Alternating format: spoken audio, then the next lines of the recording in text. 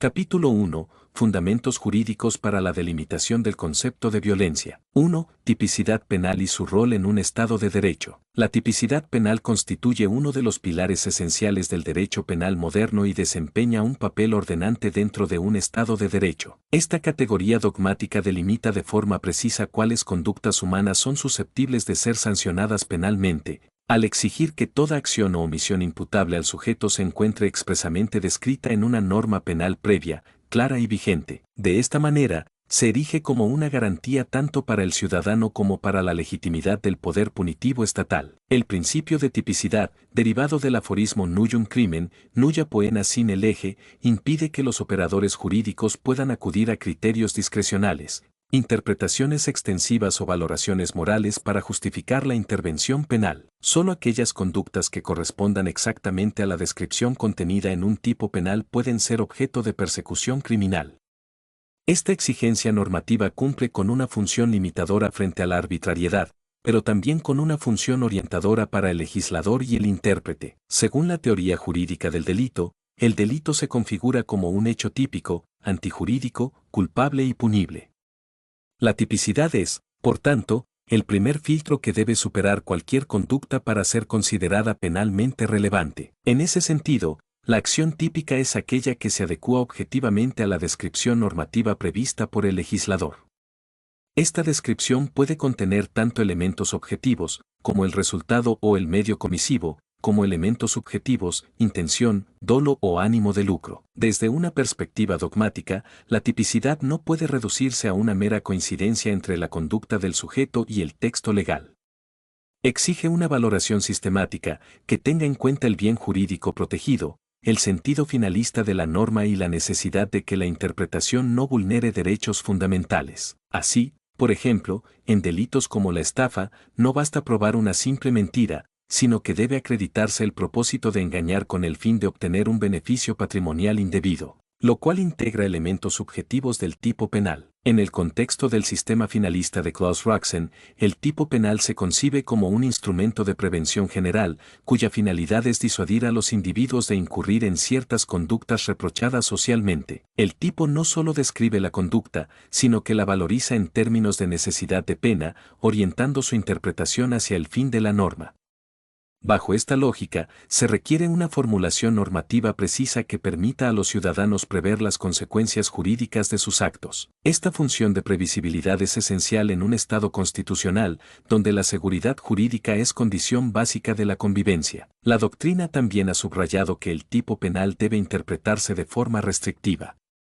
Esta exigencia se vincula con el principio de legalidad penal, que impide la analogía in malam partem. Por tanto, no pueden penalizarse conductas que, aunque pudieran parecer reprochables desde una perspectiva ética o social, no se ajustan con exactitud a los elementos del tipo.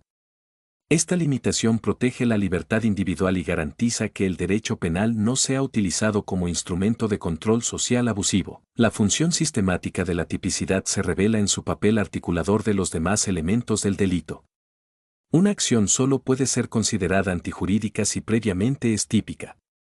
Asimismo, solo si la acción es típica y antijurídica puede someterse al juicio de culpabilidad. En este sentido, la tipicidad actúa como punto de partida ineludible para cualquier análisis penal.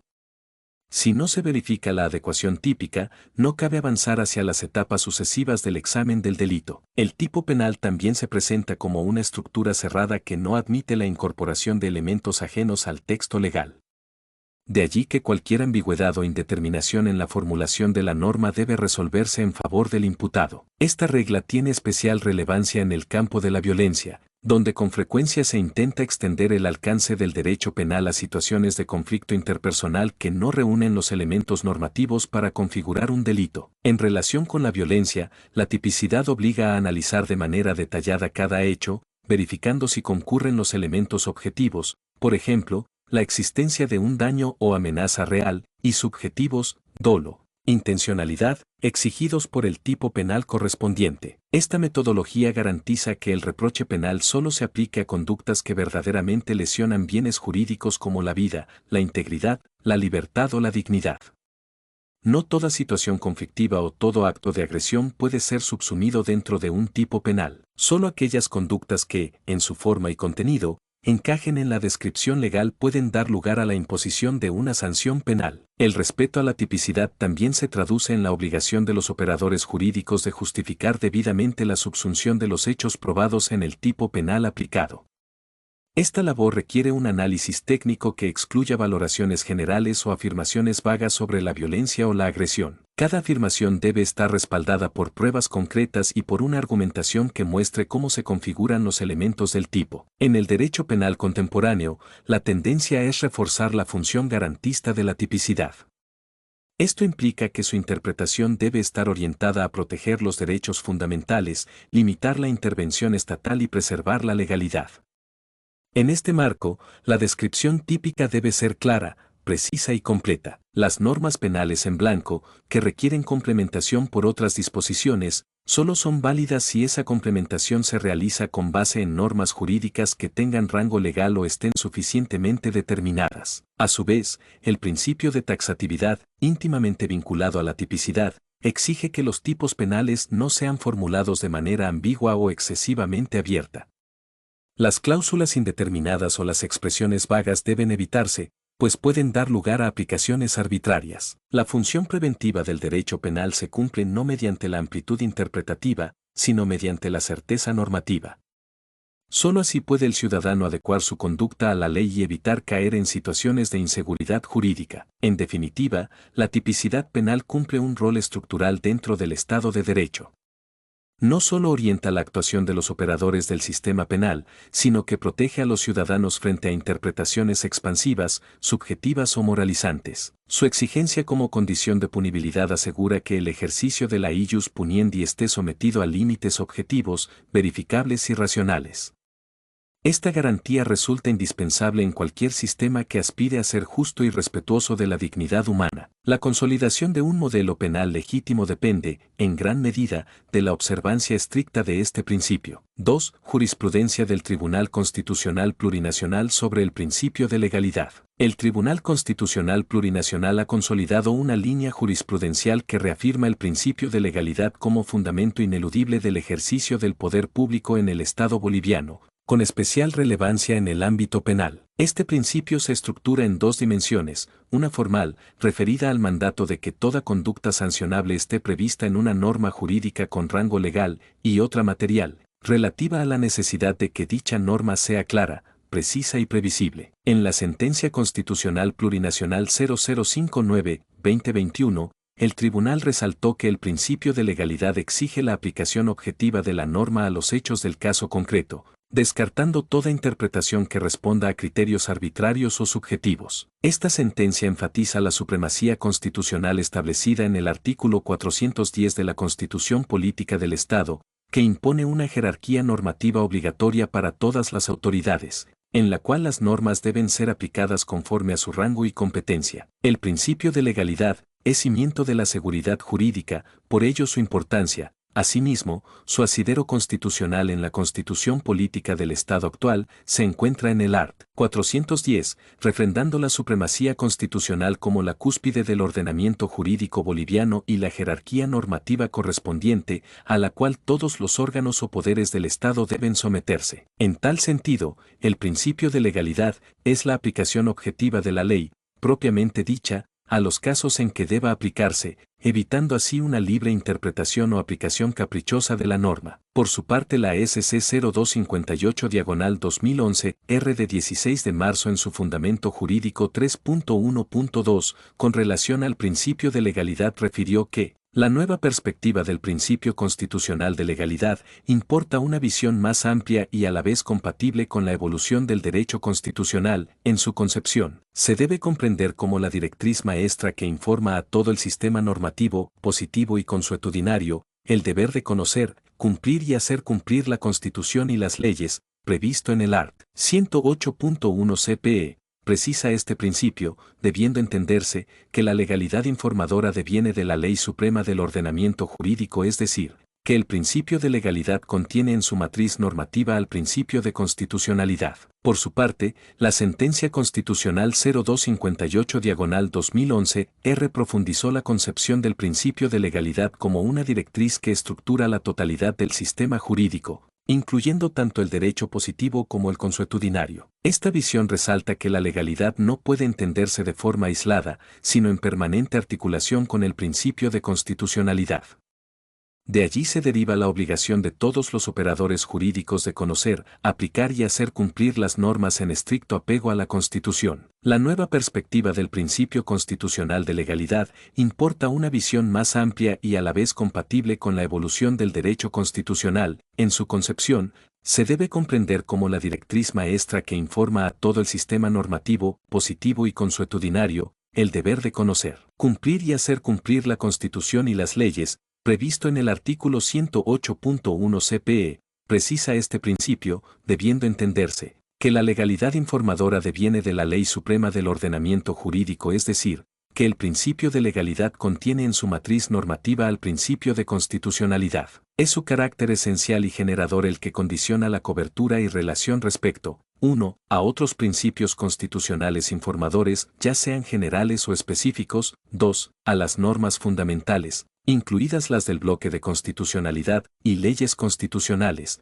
3. A principios infraconstitucionales, y 4. A las normas legales infralegales. Además de ser un Estado constitucional de derecho, el Estado boliviano también tiene carácter plurinacional, art. 1 de la CPE, por el cual se quiebran los fundamentos del Estado-nación caracterizado por el monoculturalismo y el monismo jurídico y se reconoce a los pueblos indígena originario campesinos como naciones, con capacidad política para definir sus destinos. Irigoyen Fajardo, Raquel, el horizonte del constitucionalismo pluralista, del multiculturalismo a la descolonización, aunque en el marco de la unidad del Estado, conforme lo determina el art. 2 de la CPE. En ese entendido, y siguiendo a Alberto del Real Alcalá, la Constitución boliviana quiebra el modelo de Estado propio del liberalismo homogeneizador decimonónico y, por consiguiente, quiebra la nación jacobina, abstracta, uninacional, centralista y unicultural que ha sido altamente ineficaz desde todos los puntos de vista a la hora de gestionar una sociedad plural como la de Bolivia, y que en la práctica ha fulminado e invisibilizado cualquier diferencia étnica, cultural o nacional, e instaura, en su lugar, un Estado constitucional de derecho de carácter plurinacional. Del Real Alcalá, Alberto. La construcción de la plurinacionalidad desde las resoluciones del nuevo Tribunal Constitucional Plurinacional de Bolivia, desafíos y resistencias en hacia la construcción del Tribunal Constitucional Plurinacional. Memoria Conferencia Internacional, CONCED, GTZ, Bolivia, 2010. A la luz de lo anotado, debe considerarse que nuestra Constitución, al ser norma jurídica, vincula a todos los órganos del poder y a los particulares, y frente a su lesión o incumplimiento, se encuentra suficientemente garantizada por los medios jurisdiccionales que ella misma prevé. En ese marco, el control de la constitucionalidad en Bolivia se ejerce a través de la justicia constitucional en tres ámbitos: el control normativo de constitucionalidad, que puede ser previo o posterior, a través de las diferentes consultas y acciones previstas en el art. 202 de la CPE, el control competencial, a través del recurso directo de nulidad y los conflictos de competencias, y el control de la vigencia y respeto a los derechos y garantías constitucionales, mediante las acciones de defensa, entre ellas la acción de cumplimiento. En ese sentido, la justicia constitucional, en especial el Tribunal Constitucional, se constituye en el garante jurisdiccional de la Constitución. Conforme a ello, las garantías constitucionales tienen como denominador común la protección de la Constitución. Empero, cada garantía constitucional tiene un objeto y un ámbito de protección determinado, frente a actos u omisiones que la contravengan o la lesionen, pues el sistema constitucional no sería coherente si es que se establecieran dos o más acciones tutelares, por ejemplo, con el mismo propósito y el similar ámbito de protección, objeto y cobertura. En cuanto a su estructura garantista, la Sentencia Constitucional Plurinacional 0141/2018, S3 estableció que la legalidad se manifiesta mediante dos garantías básicas: la formal, expresada en la reserva legal, que exige que solo la ley pueda tipificar conductas y establecer sanciones, y la material, que demanda una descripción detallada y específica del comportamiento prohibido, ya sea de forma directa o a través de remisión normativa válida. Esta precisión tiene como objetivo preservar la seguridad jurídica y evitar que una disposición ambigua sirva como base para imponer restricciones indebidas a la libertad. Al respecto, la SCP-0394/2014 de 25 de febrero, haciendo referencia a la SCP-0137/2013 de 5 de febrero, ha dejado precisado que la potestad administrativa sancionatoria se configura como una potestad reglada, a partir de la cual encuentra razón de ser el principio de legalidad, el cual, en un Estado constitucional de derecho como es el caso del Estado plurinacional de Bolivia, expande su contenido dogmático para configurar el principio de constitucionalidad, en virtud del cual, todos los actos de la administración, incluidos por supuesto aquellos que emanen de la potestad administrativa sancionatoria, se someten no solamente a un bloque de legalidad imperante, sino a la Constitución, entendiendo que en esta nueva visión de Estado, la Constitución tiene un valor normativo, es decir, constituye fuente directa de derecho, presupuesto a partir del cual se concibe la aplicación directa de los derechos fundamentales y la eficacia del fenómeno de constitucionalización del ordenamiento jurídico, es decir, la irradiación de contenidos constitucionales y en particular de lineamientos insertos en la parte dogmática de la Constitución en todos los actos de la vida social y por supuesto en aquellos emergentes de la función administrativa. La jurisprudencia constitucional ha desarrollado ampliamente el principio de legalidad, señalando que para su observancia se debe cumplir con dos condiciones esenciales para su aplicación. A. La garantía formal expresada en el resguardo del principio de la reserva legal en la medida en que es la ley la que contiene las normas que tipifican las conductas como ilícitos o infracciones administrativas, así como las sanciones. Y B. La garantía material que en resguardo del principio de la seguridad jurídica se expresa en la necesaria tipificación de las conductas y el establecimiento de las sanciones tanto en forma directa,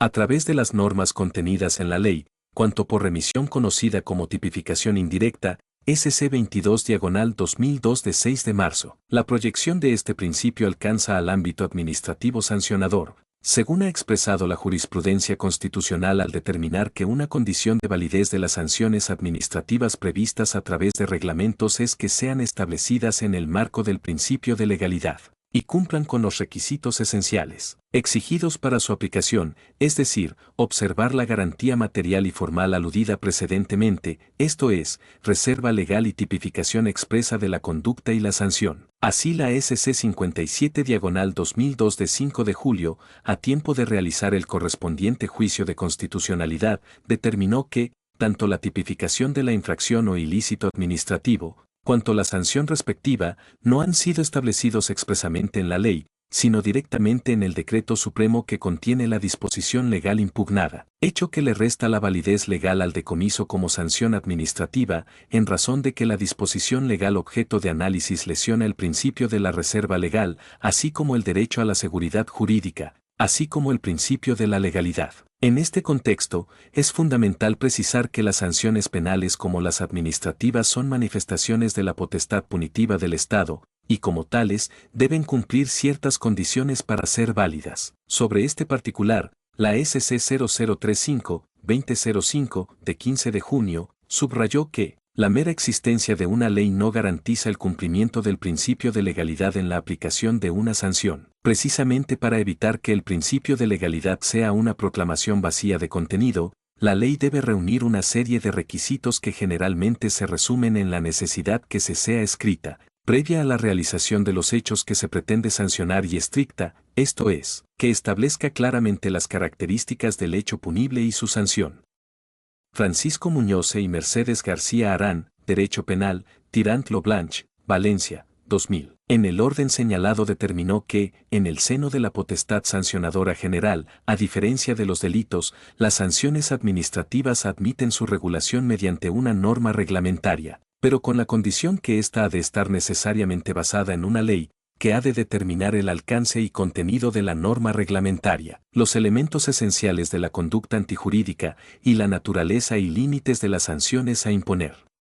No cabe una remisión al reglamento que haga posible una regulación independiente y no claramente subordinada a la ley. Federico A. Castillo Blanco, Función Pública y Poder Disciplinario del Estado. Civitas, Madrid, 1992, p. 244. Asimismo, la SC 0062/2002 expresó que el principio de legalidad adquiere una vertiente procesal y otra sustantiva. Con relación a la primera puntualizó que, el principio de legalidad en su vertiente procesal, garantía jurisdiccional, tiende a garantizar que nadie pueda ser sancionado sino en virtud de un proceso desarrollado conforme a las reglas establecidas en el procedimiento en cuestión, en el que se respeten las garantías establecidas por ley. En su vertiente penal, sustantiva, el principio de legalidad prohíbe que una conducta, por reprochable que parezca y por mucho que lesione un derecho, pueda conceptuarse como falta o delito, si la ley no la describe de manera taxativa como tal. Analizando el caso, concluyó que las exigencias del principio de legalidad no se agotan en la formulación de la ley previa, sino que además, con el mismo valor, está la exigencia de la garantía de certeza. La realización material del principio de legalidad también viene condicionada por la forma como se encare el proceso de subsunción de la conducta en el tipo descrito por la norma sancionadora, pues, todo el andamiaje que importan las garantías formales quedarían reducidas a la nada si fuera conforme a derecho aplicar un precepto distinto al de la conducta atribuida o imputada. Las negrillas corresponden al texto original. Complementando estas definiciones, la Sentencia Constitucional Plurinacional 0782/2019 S4 reconoció al principio de legalidad como expresión del imperio de la ley, donde todas las personas, sin excepción, están sujetas a normas jurídicas previamente establecidas. Según esta decisión, la legalidad desplaza cualquier ejercicio de autoridad basado en la voluntad personal de quienes gobiernan, sustituyéndolo por un sistema normativo que proporciona certeza sobre los límites y alcances del poder estatal. Es una manifestación del principio general de imperio de la ley, según el cual todos, gobernantes y gobernados, se encuentran sujetos a la ley y únicamente en virtud de ella adquieren legitimidad sus actuaciones. En el marco de nuestra Carta Magna, como en las otras de esta órbita de cultura, el principio de legalidad se constituye en el pilar básico del Estado de Derecho y soporte del principio de seguridad jurídica. Viene a sustituir el gobierno de los hombres por el gobierno de la ley. Es por tanto un principio informador de todo el ordenamiento jurídico de la nación, al que debe sujeción todo funcionario, cualquiera sea su jerarquía. El art. 178, y de la CPE, que dictamina que la potestad de impartir justicia emana del pueblo boliviano y se sustenta en los principios de independencia, imparcialidad, seguridad jurídica, publicidad, probidad, celeridad, gratuidad, pluralismo jurídico, interculturalidad, equidad, servicio a la sociedad, participación ciudadana, armonía social y respeto a los derechos. Asimismo, entre los principios en que se sustenta el órgano judicial, el artículo 30.6 de la Ley del Órgano Judicial, LOJ, indica, legalidad, con sujeción a la Constitución Política del Estado, constituye el hecho de que el administrador de justicia esté sometido a la ley de su jurisdicción y no a la voluntad de las personas. En ese contexto no puede soslayarse que uno de los principios en los que se sustenta la potestad de impartir justicia es la legalidad por el cual la administración como administrados están impelidos al cumplimiento de la ley, la misma que goza de la presunción de constitucionalidad en tanto no sea declarada de otra forma mediante la acción correspondiente. Por otra parte, y en ese mismo sentido, igualmente no puede pasarse por alto la potestad de impartir justicia que se sustenta, entre otros, en el principio de la seguridad jurídica. La jurisprudencia constitucional, al respecto señaló, la nueva perspectiva del principio constitucional de legalidad importa una visión más amplia y a la vez compatible con la evolución del derecho constitucional. En su concepción, se debe comprender como la directriz maestra que informa a todo el sistema normativo, positivo y consuetudinario. El deber de conocer, cumplir y hacer cumplir la Constitución y las leyes, previsto en el artículo 108.1 CPE, precisa este principio, debiendo entenderse, que la legalidad informadora deviene de la ley suprema del ordenamiento jurídico, es decir, que el principio de legalidad contiene en su matriz normativa al principio de constitucionalidad, SC 0258/2011, R de 16 de marzo. Misma que es acogida en la SCP 0135/2012 de 4 de mayo. Este conjunto de precedentes reafirma que, en un Estado constitucional, la sanción penal no puede fundarse en percepciones morales, interpretaciones abiertas ni en normas que carezcan de la debida precisión. Solo mediante normas expresas, claras y previamente establecidas puede el Estado intervenir en la esfera de los derechos individuales, y únicamente bajo condiciones que respeten los principios de proporcionalidad, necesidad y razonabilidad. Así, el Tribunal Constitucional Plurinacional ha delimitado un marco de actuación que no solo protege al ciudadano frente al ejercicio abusivo de la ius puniendi, sino que también exige a los órganos del poder público una conducta sujeta a normas estrictamente definidas. 3. Diferencia entre conflicto, agresión, violencia y delito. En el ámbito jurídico, es indispensable distinguir con precisión conceptos como conflicto, agresión, violencia y delito, debido a que su incorrecta asimilación puede dar lugar a decisiones erróneas, interpretaciones desproporcionadas y, en no pocos casos, a la vulneración de derechos fundamentales. Estos términos, aunque en ocasiones aparecen entrelazados en el discurso social o en la práctica institucional, responden a categorías distintas en su origen, naturaleza, alcance y consecuencias jurídicas. 3.1. Conflicto. El conflicto es una situación inherente a las relaciones humanas. Supone una oposición de intereses, percepciones o expectativas entre dos o más personas. Esta oposición no necesariamente deriva en hechos ilícitos ni implica per se la existencia de una conducta reprochable. Desde el punto de vista jurídico, el conflicto es neutro en cuanto a su contenido normativo, puede referirse a divergencias contractuales, desacuerdos sobre bienes comunes, disputas familiares o desacuerdos cotidianos entre vecinos, sin que estas diferencias configuren, por sí solas, un ilícito o una falta. El ordenamiento jurídico ofrece mecanismos para abordar y resolver los conflictos mediante vías pacíficas como la conciliación, la mediación, la negociación asistida o el arbitraje. Estas herramientas promueven soluciones voluntarias y razonables sin necesidad de acudir al aparato punitivo del Estado. De hecho, en numerosos ámbitos, como el derecho de familia, el derecho laboral o el derecho civil, se priorizan los métodos alternativos de resolución de conflictos antes que el litigio judicial. Reducir el conflicto a una situación de agresión o violencia sin una valoración objetiva puede derivar en un uso innecesario del derecho penal, cuya función debe reservarse para situaciones en las que se verifique una lesión jurídicamente relevante a bienes protegidos por la ley. 3.2. Agresión. La agresión representa un paso más allá del conflicto, al consistir en un acto puntual de fuerza, presión o coacción que puede generar molestias, perturbaciones o incluso algún nivel de daño. No obstante, no toda agresión tiene relevancia penal. Su contenido debe evaluarse en función de su gravedad, de su contexto, de la intencionalidad del autor y de sus consecuencias. En la práctica, muchas agresiones se resuelven en el ámbito civil, administrativo o familiar, sin requerir intervención del sistema penal. Ejemplos de ello son los incidentes verbales acalorados, empujones leves en contextos de discusión, o acciones que, aun cuando son reprochables socialmente, no alcanzan los requisitos de antijuridicidad y tipicidad penal. El principio de mínima intervención penal exige que solo aquellas agresiones que trasciendan los límites de lo tolerable o de lo jurídicamente irrelevante sean objeto de sanción penal.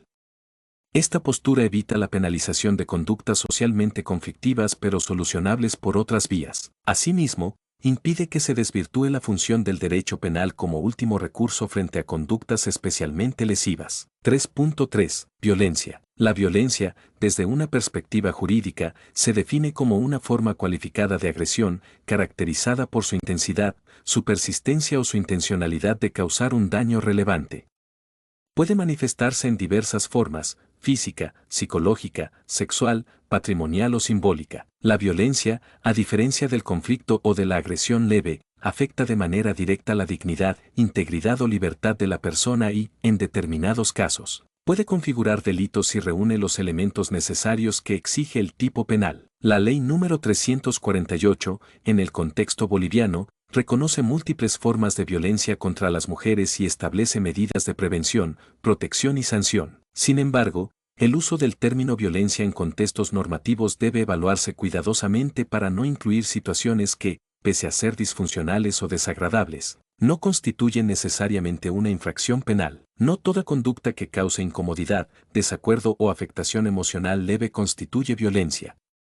Para que una acción sea calificada como tal, debe demostrarse que sobrepasa el umbral de tolerancia social, que vulnera derechos fundamentales y que ha sido ejecutada con una intencionalidad o resultado que la convierte en jurídicamente reprochable. La distinción entre una actitud grosera y una conducta violenta es indispensable para mantener la coherencia del sistema legal y proteger tanto a víctimas reales como a quienes podrían ser acusados sin base objetiva. 3.4. Delito. El delito es la forma más grave de las categorías anteriormente mencionadas. No se trata solo de un acto reprobable o de una manifestación de conflicto, sino de una conducta que cumple con los requisitos que exige la dogmática penal: tipicidad, antijuridicidad, culpabilidad y punibilidad. La tipicidad implica que la conducta esté expresamente prevista en una norma penal. La antijuridicidad supone que el hecho sea contrario al ordenamiento jurídico, sin que existan causas de justificación. La culpabilidad exige la capacidad del autor de comprender y dirigir su comportamiento conforme a la norma, y la punibilidad refiere a la posibilidad de aplicar una sanción concreta al hecho cometido. Sin estos elementos, una conducta no puede ser objeto de persecución penal, por más desagradable, incómoda o polémica que resulte. Esta estructura protege a las personas frente al uso arbitrario del poder punitivo del Estado y asegura que solo conductas verdaderamente lesivas reciban una respuesta penal. El delito, por tanto, no puede definirse desde criterios subjetivos, morales o emocionales. Su delimitación debe estar sujeta a normas claras, generales y previamente establecidas. De lo contrario, se corre el riesgo de criminalizar actos que forman parte de la vida cotidiana, del ejercicio de derechos o de la libre expresión, lo cual distorsiona la función del derecho penal como garante de la convivencia pacífica. La correcta diferenciación entre conflicto, agresión, violencia y delito no solo responde a exigencias teóricas, sino también a criterios de justicia y eficacia en la aplicación del derecho. Una respuesta desproporcionada frente a conflictos interpersonales puede generar más daño que beneficio. A su vez, la omisión de la persecución penal en casos donde sí existe violencia tipificada pone en riesgo la protección efectiva de los derechos. Por ello, el análisis de los hechos debe ser cuidadoso, contextual y técnico. Las instituciones encargadas de la administración de justicia, particularmente el Ministerio Público y el órgano judicial, deben valorar cada situación con base en criterios normativos definidos, evitando interpretaciones extensivas o valoraciones morales. El derecho penal no puede ser utilizado como un instrumento para regular todo tipo de relaciones sociales ni como medio para canalizar frustraciones personales o emocionales. Su función está limitada a la protección de bienes jurídicos relevantes frente a conductas verdaderamente lesivas. Confundir conflicto con violencia o agresión con delito debilita esa función, satura el sistema penal y erosiona la credibilidad de la justicia. Así, una comprensión clara y diferenciada de estos conceptos fortalece el principio de legalidad, garantiza la seguridad jurídica y contribuye a una justicia penal respetuosa del orden constitucional. 4. Estándares internacionales. Sí, CEDAW, Belém do Pará. El Sistema Internacional de Protección de Derechos Humanos, a través de diversos instrumentos vinculantes, establece obligaciones precisas para los Estados parte en materia de prevención, sanción y erradicación de la violencia contra la mujer. Bolivia, al haber ratificado la Convención sobre la Eliminación de todas las formas de discriminación contra la mujer, CEDAW, la Convención Interamericana para Prevenir, Sancionar y Erradicar la Violencia contra la Mujer, Convención de Belém do Pará y la Convención Americana sobre Derechos Humanos, CAD, ha incorporado estos tratados al bloque de constitucionalidad, conforme a lo establecido por el artículo 410 de la Constitución Política del Estado. Estos instrumentos reconocen el deber del Estado de garantizar el acceso a una vida libre de violencia y discriminación para todas las mujeres. La CEDAW exhorta a los estados a adoptar medidas legislativas, administrativas y judiciales que aseguren la igualdad sustantiva entre hombres y mujeres. Del mismo modo, la Convención de Belém do Pará establece que los estados deben implementar políticas públicas integrales para prevenir, sancionar y erradicar la violencia basada en género. La CAD, por su parte, consagra derechos fundamentales cuya protección efectiva requiere que los procedimientos judiciales respeten las garantías mínimas del debido proceso. Sin embargo, la aplicación de estos estándares debe observar el principio de legalidad penal. La intervención del derecho penal está sujeta a requisitos objetivos, la existencia de una conducta previamente tipificada por la ley, la determinación clara del bien jurídico protegido, la antijuridicidad del acto, la culpabilidad del agente y la posibilidad de aplicar una sanción. Por tanto, aunque los tratados internacionales amplían el deber de protección, no autorizan la creación de delitos por vías no previstas en el orden constitucional. La CEDAW establece en su artículo 2 que los estados deben adoptar medidas apropiadas para eliminar la discriminación contra la mujer, lo cual incluye reformas legislativas y políticas públicas. No obstante, estas medidas deben estar enmarcadas dentro del respeto al principio de legalidad. En este sentido, La erradicación de prácticas discriminatorias no puede justificar la penalización de conductas que no están descritas como delitos en el derecho interno. La adopción de sanciones debe fundarse exclusivamente en normas con rango legal que reúnan los elementos típicos exigidos por la dogmática penal. La Convención de Belém do Pará, ratificada por Bolivia mediante Ley número 1599, señala en su artículo 7 que los estados deben actuar con la debida diligencia para prevenir, sancionar y erradicar la violencia contra la mujer. Esta disposición se traduce en la obligación de diseñar mecanismos efectivos de respuesta estatal. Sin embargo, dicha obligación no habilita la supresión de las garantías del imputado, ni la sustitución del juicio penal por valoraciones administrativas o morales sobre la conducta denunciada. El deber de protección coexiste con la exigencia de legalidad, taxatividad y proporcionalidad en la intervención penal. Por su parte, la Corte Interamericana de Derechos Humanos ha desarrollado una jurisprudencia consolidada sobre la aplicación del derecho penal en el marco de los derechos humanos. En su sentencia en el caso González y otras, Campo Algodonero, VS, México, la Corte señaló que la debida diligencia estatal en casos de violencia de género no puede realizarse en detrimento de las garantías procesales. El respeto al debido proceso es condición ineludible para la legitimidad de cualquier actuación punitiva del Estado. Este criterio ha sido reiterado en múltiples pronunciamientos, consolidando la idea de que la protección de derechos de las víctimas no anula el deber de respetar los derechos de las personas imputadas. El artículo 8 de la Convención Americana sobre Derechos Humanos establece que toda persona tiene derecho a un proceso justo, público, realizado por una autoridad competente, independiente e imparcial.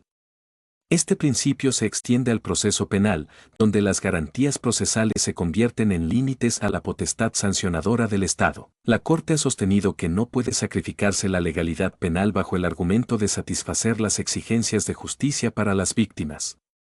De lo contrario, se corre el riesgo de sustituir un Estado de Derecho por un sistema punitivo basado en percepciones subjetivas o presunciones automáticas de responsabilidad. En este marco, los tratados internacionales complementan la legislación nacional, pero no la sustituyen. Su interpretación debe armonizarse con los principios constitucionales y los estándares propios del derecho penal. La adopción de políticas públicas de protección no exime al Estado del cumplimiento del principio de legalidad ni justifica la creación de nuevas figuras delictivas por vía interpretativa, reglamentaria o administrativa. El respeto al principio de reserva legal, consagrado en el artículo 119 de la Constitución boliviana, impide que se impongan sanciones penales sin una ley previa, clara y expresa que lo autorice. En consecuencia, la interpretación de los tratados internacionales en materia de violencia de género debe orientarse a fortalecer la protección de los derechos fundamentales, sin alterar el equilibrio entre la acción estatal y las garantías procesales. La obligación de sancionar la violencia exige la existencia de tipos penales definidos por ley, y su aplicación requiere una valoración individualizada de cada caso. Los operadores de justicia no pueden prescindir del análisis de la tipicidad, ni transformar conflictos interpersonales en delitos sin los elementos objetivos y subjetivos que exige el ordenamiento penal. Este equilibrio es especialmente importante en contextos donde existe una amplia movilización institucional frente a la violencia de género. La urgencia por ofrecer respuestas efectivas no puede traducirse en una flexibilización de los principios del derecho penal. La legalidad, la proporcionalidad y la presunción de inocencia no son obstáculos para la justicia, sino garantías que permiten una actuación legítima, racional y respetuosa de los derechos humanos. Por tanto, la eficacia en la lucha contra la violencia de género debe conjugarse con el respeto irrestricto a los principios fundamentales del derecho penal. El Estado debe garantizar el acceso efectivo a la justicia para las víctimas, asegurar la debida investigación de los hechos y sancionar las conductas delictivas. Pero, al mismo tiempo, debe preservar el debido proceso, la legalidad y la imparcialidad en cada fase del procedimiento. Solo así se protege de manera coherente la dignidad de todas las personas involucradas en un proceso penal y se evita el uso indebido del aparato punitivo. En definitiva, los estándares internacionales, si bien imponen obligaciones sustantivas para la protección de los derechos de las mujeres, deben aplicarse en armonía con los principios que rigen el sistema penal. No existe una contradicción entre la obligación de proteger a las víctimas y el deber de garantizar un proceso justo para los imputados. Ambos objetivos son complementarios y deben integrarse en una interpretación que fortalezca el Estado de Derecho y asegure una justicia verdaderamente equitativa.